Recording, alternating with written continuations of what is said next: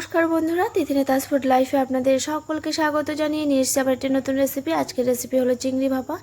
চিংড়ি ভাপা বানানোর জন্য নিয়ে নিয়েছি এখানে 200 গ্রামের মতো চিংড়ি মাছ, রয়েছে এখানে পেঁয়াজ বাটা, রয়েছে লঙ্কার গুঁড়ো, রয়েছে স্বাদ মতো নুন, হলুদ গুঁড়ো, আর রয়েছে চেরা কাঁচা লঙ্কা, আর এখানে রয়েছে সর্ষে বাটা। সাথে নিয়ে নিলাম আমি 4 চামচের মতো সর্ষের তেল।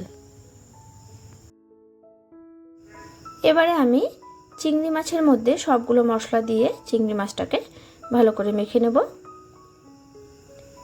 তো সবগুলো মশলা আমি একসাথে দিয়ে দিচ্ছি।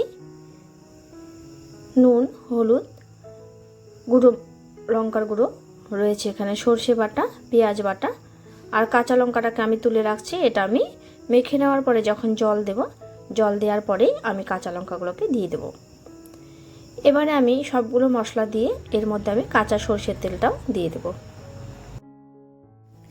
এবারে আমি কাঁচা সর্ষের তেলটাও দিয়ে দিচ্ছি। তেলটা আপনারা যে যতটা চিংড়ি মাছ নেবেন সেই হিসেব করে তেলটা দেবেন। যেহেতু এখানে আমি 200 গ্রামের মতো চিংড়ি মাছ নিয়েছি, সেক্ষেত্রে এখানে আমি 4 চামচের মতো সর্ষের তেল আমি ব্যবহার করলাম। তো তেলটা দিয়ে দেওয়ার পরে সবগুলো মশলার সাথে ভালো করে আমি চিংড়ি মাছটাকে মাখিয়ে নিচ্ছি। আর এটা যতক্ষণ ধরে আপনারা মাখাতে থাকবেন, চিংড়ি মাছের ভেতরে একদম মশলাটা ভেতরে ঢুকে যাবে আর খেতেও ভীষণ ভালো লাগবে।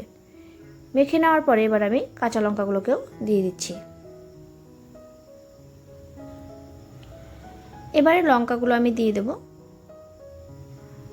লঙ্কাটা দিয়ে দেওয়ার পরে আমি সামান্য হাতের সাহায্যে জল দেব, যাতে চিংড়ি মাছটা সেদ্ধ হতে যতটা জল লাগবে সেই আন্দাজ মতো আমাকে জলটা দিতে হবে। তো হাত দিয়ে আমি সামান্য যে মশলার হাতটা রয়েছে সেই হাত ধোয়া জলটা আমি সামান্য দিয়ে দিচ্ছি।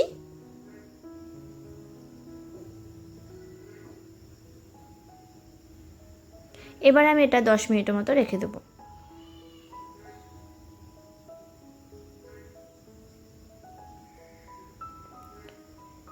তো 10 মিনিট বাদে আমি একটি পাত্রে এটাকে ঢেলে নিচ্ছি।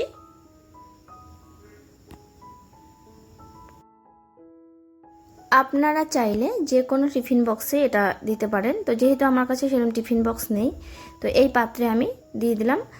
আর এটার উপরে যে ঢাকাটা রয়েছে সেটা একদম এটার সাথে সেট হয়ে যাবে, সেজন্য আমার টিফিন বক্সের প্রয়োজন হয়নি।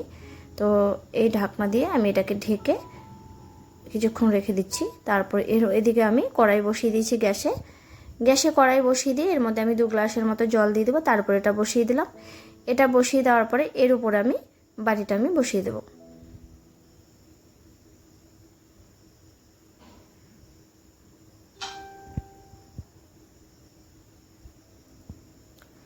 তো এবারে বাটিটা বসিয়ে দেওয়ার পরে আমি এর উপরে ঢাকনাটাও দিয়ে দিচ্ছি।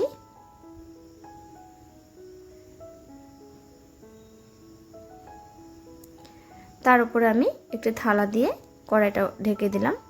আর আপনারা চাইলে উপরে এরকম ঢাকা থাকলে ওর উপরে যদি কোনো রকম কিছু ভারী কিছু দিয়ে চাপা দিতে পারেন তাহলেও ভালো হয়। তো আমার এখানে প্রয়োজনে, কারণ এটা থেকে ভাপটা বেরিয়ে আসে না, তো সেই জন্য এই থালাটা এটার সাথে একদম সেট হয়ে গেছে কড়াইয়ের সাথে। তো আমার এখানে কোনো রকমভাবে চাপা দেওয়ার প্রয়োজন নেই। তো এটা আমি 20 মিনিট মতো ভাপিয়ে নিচ্ছি। তো 20 মিনিট বাদে আমি চলে এলাম। তো 20 মিনিট বাদে আমি আপনাদেরকে এটা তুলে দেখাচ্ছি। একদম লো ফ্লেমে আমি 20 মিনিট ভাপিয়ে নিয়েছি। তো জলটা অনেকটাই শুকিয়ে গেছে। আর এই যে দেখুন, আমি চিংড়ি মাছের যে পাত্রটা রয়েছে সেই পাত্রের ঢাকনাটা আমি তুলে দেখাচ্ছি।